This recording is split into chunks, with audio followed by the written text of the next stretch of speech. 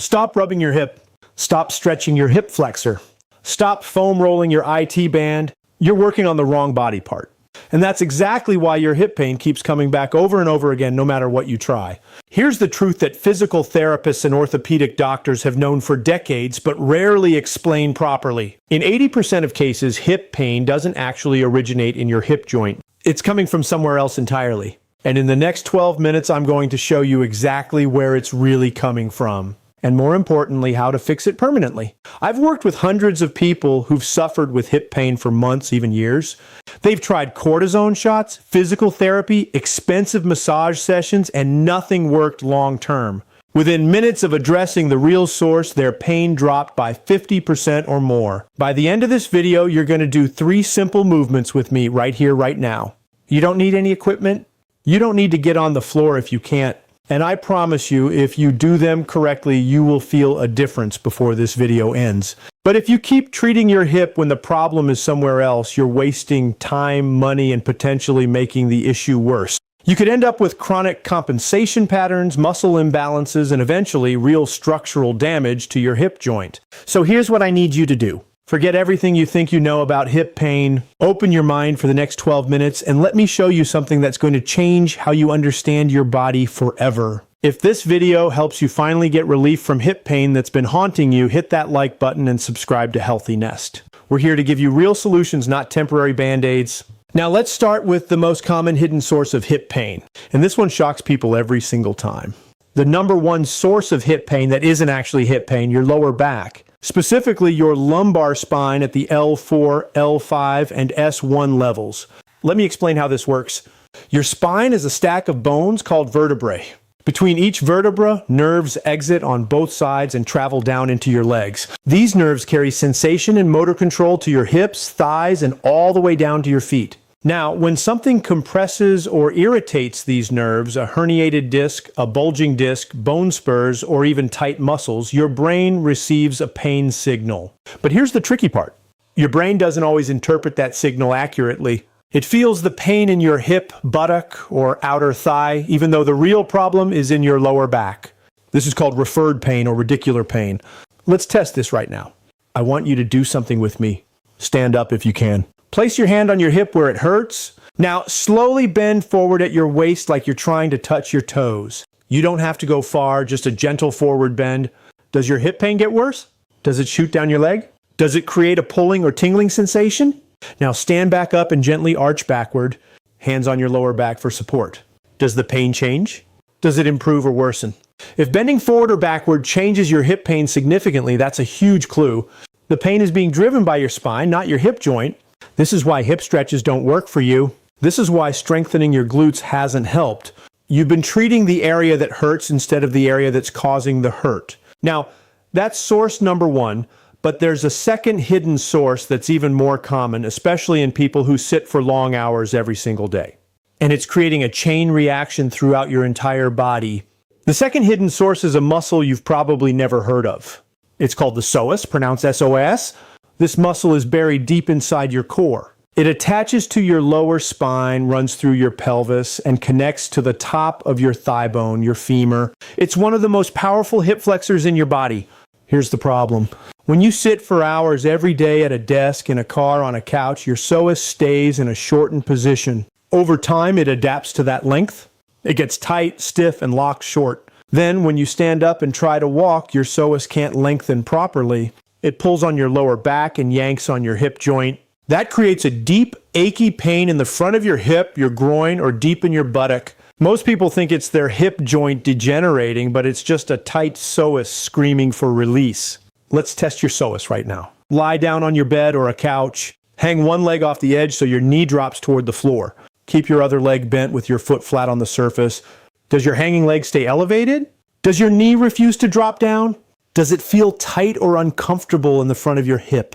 If yes, your psoas is tight, and it's very likely contributing to your hip pain. Now, here's where people make a massive mistake. They try to stretch their hip flexor by doing a lunge stretch, but if you stretch a tight psoas without first releasing the tension, you can actually make it grip harder. It's a protective response. You need to release it first, then strengthen it in a lengthened position. I'll show you exactly how to do that in just a moment. All right, 2 hidden sources down. Now the third one is the most overlooked. And it's the reason your hip pain gets worse when you walk, climb stairs, or stand on one leg. The third hidden source is a muscle on the side of your hip called the gluteus medius. It sits underneath your seconds. Then bring both knees to your chest at the same time. Rock gently side to side. This massages your lower back and further releases tension. Good. You just took pressure off your spine. Now let's release that deep psoas muscle. Stand up. Step 1 foot forward into a lunge position, but keep it shallow. Your back knee doesn't need to touch the ground. Now here's the difference. Instead of pushing into a stretch, I want you to gently tuck your pelvis under. Imagine you're trying to point your tailbone toward the floor. This is called a posterior pelvic tilt. Hold this position. Breathe. You should feel a deep stretch in the front of your back hip, deep in your groin area. That's your psoas releasing. Most people arch their back in a lunge, which actually shortens the psoas. You want the opposite. Tuck your pelvis. Keep your core gently engaged and let gravity do the work. Hold this for 45 seconds on each side. Breathe slowly and deeply. With each exhale, let the muscle soften a little more. Excellent. You've released the spine. You've released the psoas. Now let's activate the muscle that's been sleeping on the job. Lie on your side. You can do this on your bed or on the floor with a mat. Bottom leg bent for stability. Top leg straight. Now lift your top leg toward the ceiling. But here's the critical part. Don't let your hip roll backward. Keep your body in a straight line. Point your toes slightly downward, not up. This ensures you're actually using your gluteus medius, not your hip flexor. Lift slowly. Hold at the top for 2 seconds. Lower slowly. You don't need to lift high. 6 inches is plenty. What matters is control and proper activation. Do 15 slow controlled repetitions on each side. You should feel a burn on the side of your hip right where your back pocket would be. If you feel it in your lower back or front of your hip, your form is off. Reset and try again. Now you've done all 3. Let's tie it together with one final integration movement. Stand on one leg. Keep your hips level.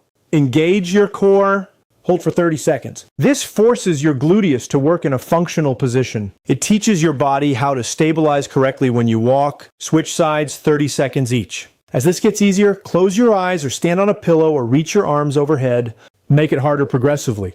You just completed the full sequence. Now let me tell you what to do next. Here's the truth. If you just did these movements with me, you probably feel some relief already. Maybe 20%, maybe 50%. Some of you might feel completely different. But one session isn't a cure. You need consistency. Do this sequence every single day for 2 weeks.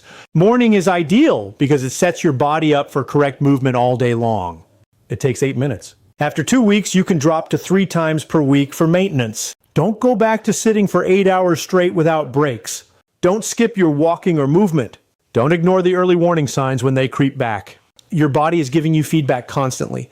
Listen to it. If you want faster, deeper results, consider these additions. Get a lacrosse ball or massage ball and roll out your glutes and lower back for 2 to 3 minutes before the sequence. Add a daily 10-minute walk to keep everything mobile. Work on your sitting posture. Feet flat, hips slightly higher than knees, back supported. If you do this consistently for 3 weeks and see 0 improvement, see a physical therapist or chiropractor. You might have a structural issue, a labral tear, true arthritis, or a disc problem that needs imaging and professional intervention.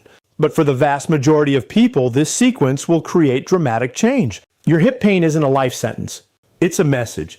And now you know how to decode that message and respond correctly. Let's recap what you just learned. Hip pain usually comes from 3 hidden sources.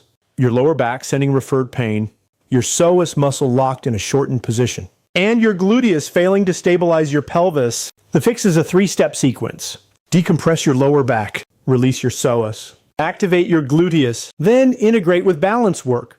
Do this daily for 2 weeks. You will feel the difference. Now I want to hear from you. Did you do the movements with me just now?